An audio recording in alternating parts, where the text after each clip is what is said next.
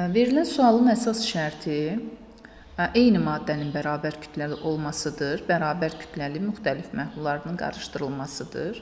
Birinci qabda KH-ın qiymətini verir 250. İkinci qabda isə omeqanı verir 10%.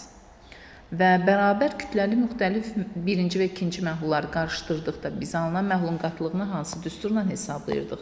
M1 omega 1 üstəgəl M2 omega 2 bərabərdir M son omega son. M sonun da əvəzinə biz kütlələri hesablayıb cəmləyə bilərik.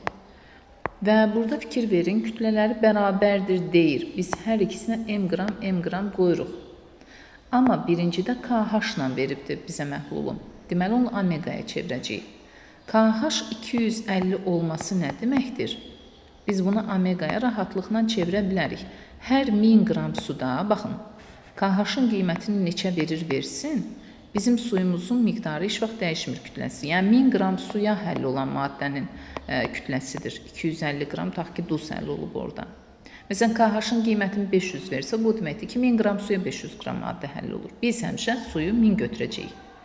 Əgər su 1000-dirsə, həll olan maddəm 250-dirsə, onda biz buradan omeqanı rahatlıqla hesablaya bilərik.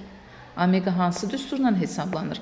Həll olanı bölürsən məhlula, vurulsan 100%-ə. Həll olanım 250-dir. Məhlulum nə qədər olacaq? 1250. Vurulsun 100%.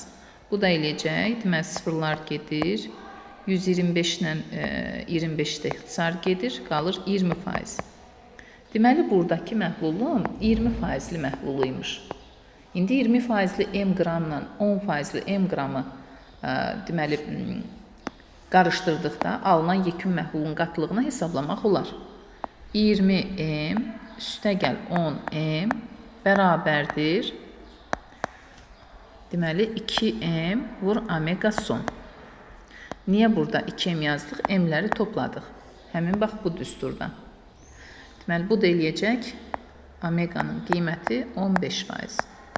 Zaten bərabər kütləli olanda məhlullar, biz o faizlərin ədədi ortasını tapsaq hələ kifayət edir. Düzgün cavab 15%.